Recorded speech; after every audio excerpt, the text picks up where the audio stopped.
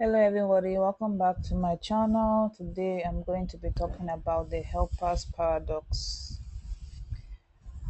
So, when the savior is also the villain, we find this paradox in almost every organization that claims to be trying to help or solve a problem. We are going to observe patterns of dependency, incentives, and fear.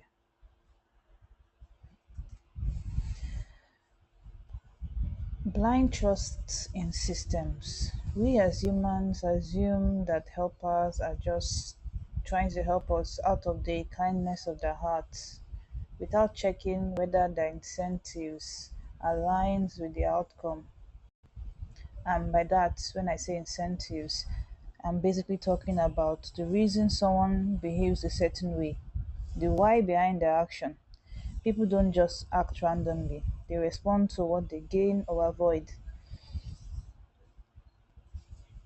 Two reasons someone will want to help is either they actually just want to help you because they want you to do well, or because they want to gain something from helping you. In any organization that claims to help people, the real driving motivational force behind their very existence is money. They need to make profits, not just the same amount of profit, like they need to be increasing the rate at which money is coming in year by year, which sadly puts a profit first mindset behind a lot of companies that are trying to solve problems. And what happens when solving the problem means no more customers and no more money? Well, it becomes against the organization incentives. Why? Because many systems benefit from the problem existing, making the solving of the problem a threat to their existence and relevance. So why would somebody work against their own best interest? There are so many job roles designed to solve problems. We have teachers, we have doctors, we have therapists, we have the antivirus companies. So they all try to solve either the ignorance, illnesses, mental health issues, and viruses. But the sad truth and the sad reality of it is that not maybe not all, but majority of these jobs depend on the problem existing, and they tend to only provide a short-term relief. This means they help to ease the symptoms temporarily, which also means the problem doesn't actually get solved. The problem gets buried and persists and eventually grows back to whereby they need to go back to the helper to help relieve the symptom again. And each time they go back to the helper, the symptom would have been worse than the last time. Now, for you to understand what this help paradox is, I'm going to break it down to the most basic level, your ego. Now, your ego is your survival system. It tries to keep you safe. At least it acts like it's trying to keep you safe. But in reality, it's actually the one putting you in danger. So let's say you have a trauma, you have a wound, you feel unlovable, and somebody comes in and is now bombarding you with love. Your ego at that moment to respond is very positive. It says, yes, yes, this is the person we need. We need to go towards this person. So it fills you with feel good chemicals telling you, yes, go towards this person. So as you listen to that urge, that push, that seems like excitement, seems like love, it also makes you blind to red flags that start showing up in the person. Then eventually that person starts to be obvious and be obviously abusive, and then the ego goes, danger, you see, you need me to protect you, you can't trust yourself, you put yourself in this situation, you need me. But it fails to also mention that it was literally the one that made you attached to that person. It was the one that filled your body with feel good chemicals, made you feel like you needed them, made you rush, made you chase them, only for it to now turn around and blame you for the very thing that it urged you to do. So this ego needs you to be in situations like this so that you can keep depending on it to protect you. It's creating the problem, then coming in to save you. So let's talk about teacher to student. The teacher is trying to solve ignorance, but the teacher does this not by completely removing ignorance, but by keeping the students dependent on the teacher. The teacher does not teach the students to depend on their own way of figuring things out. It teaches them to seek out figures to get advice or guidance from. This way, it keeps teachers across different sectors relevant by making people go towards them rather than figuring things out for themselves. Generally, it's not a bad idea to always seek out advice from third parties, but it also limits your ability to critically think and come up with theories or opinions of your own if you're constantly looking to others to tell you what to do or what to know about the world.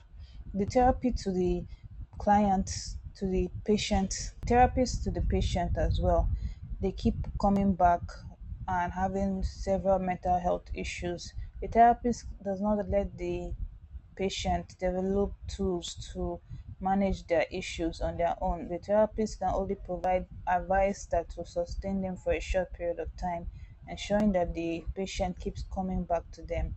The therapist does not allow the therapist does not allow the patient to be self-sufficient in maintaining their own mental health. It gives them pills or it gives them guidance that does not address the root cause of their issue, but only the symptoms of their issues. If you want to understand what I'm saying, just imagine someone that fishes for you. They give you fish, saying they're trying to solve your hunger. But when you want to learn how to fish, they don't allow you to learn how to fish. So they always want you to go to them to get the fish. So rather than helping you learn how to fish so you can solving your hunger without them, they know that if they do that they will become irrelevant and they won't be able to gain whether money or just relevance from you. So it's essentially that same thing happening across organizations that are profit first. Same thing with doctors in the hospital. There are a lot of illnesses that can be healed when you treat the root cause. We have a lot of chronic illnesses that are based on things like the environment, the stress you're experiencing, the kind of relationships you're in, the kind of work environment you're in, the stress, there's abuse, there's a lot of misalignment in your life. Doctors don't go there, they just give you a pill to suppress the symptom. They don't let you know that there's a root cause to your illness. They rather just talk about the symptoms and give you a pill. And those pills only suppress the symptoms, which means it's like basically trying to push a balloon inside water. The more you press it, sooner or later the balloon is going to pop back up.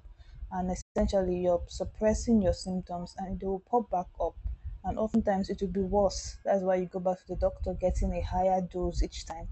And the doctor is happy to see you. They don't let you know that many of these things you can figure it out and solve it once and for all. If they do that, they lose their incentives, which is to make money first.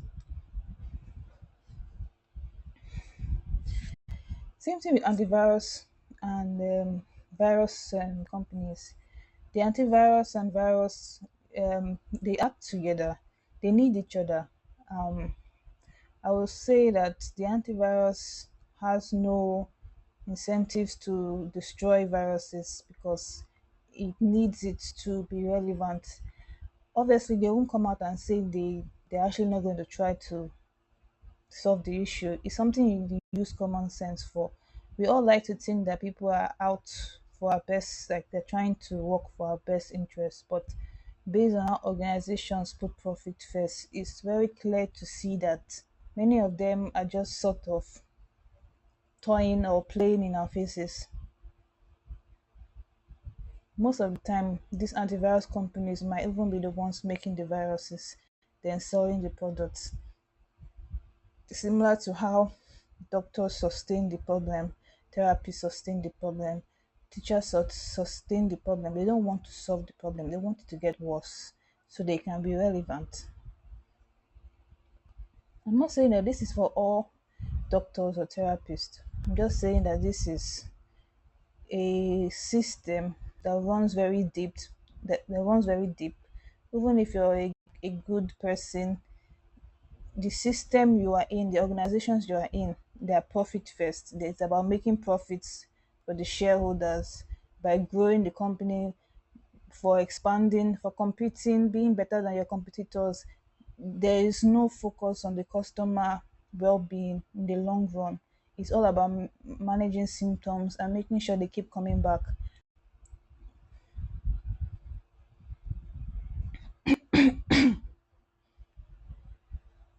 So essentially, these helpers sustain the problem.